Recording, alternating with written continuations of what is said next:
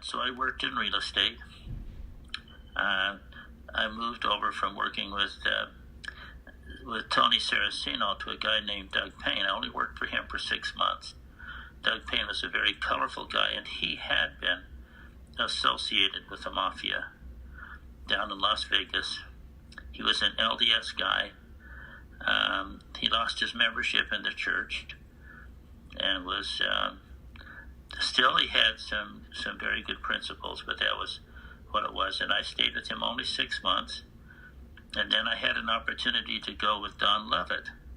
Don Levitt was a counselor in the bishopric up in Yale Ward. I'd known the family forever. Gene Barry was there, just up the street from where they lived. They went to the same ward. He had a daughter our age, Gene and my age, real pretty girl. And when I first came back from my mission, I lived with the Berries before we got married, and I'd sold her some of my Scottish things, and she was pretty and all that stuff. And she had a little brother named Champ and another brother younger named Craig.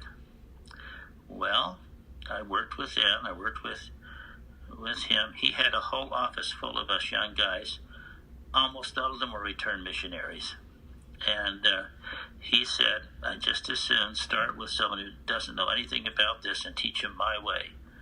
And so he did. He taught us how to do it. He said we'd have a meeting every Monday morning, and then he would give us our lesson.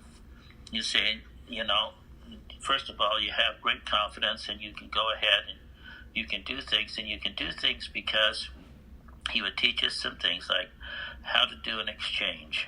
That was really important. How to do a trade.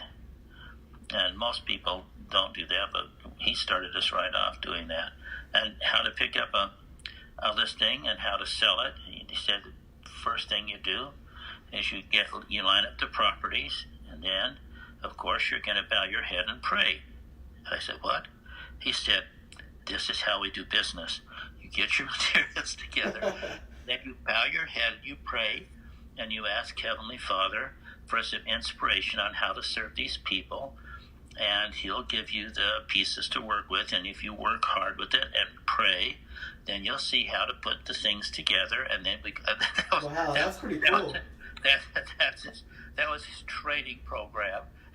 And so it worked, by the way, but it was kind of interesting. We did all kinds of stuff, and we did a great anyway. I worked for him for about 3 years, and then I moved over to Vernon Cook. Vernon Cook gave a much better percentage of commission, and Vernon Cook only had a couple of us. I went over, and a guy named Lester Hewlett, who I knew very well, came on over too.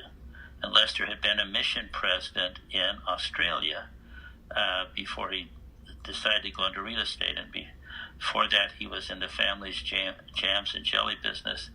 And his father was president of the Tabernacle Choir for a very long time, and he knew all the general authorities very well on a first name. Well, they know first name is, or brother and elder, but but he knew them all, and they all knew him, and it was just a nice thing.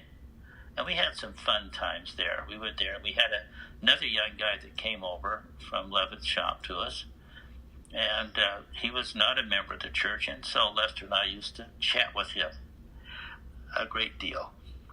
And he left and went on to something else, another company somewhere. But one morning, he called up, and he said, Howard. I said, yeah. And he said, I think you like to go to baptisms. I said, sure I do. He said, would you like to come one next Saturday? I said, Dave, what are you telling me? He said, yeah, I'm getting baptized. I said, how did this come about? He said, how did this come about? You and Lester,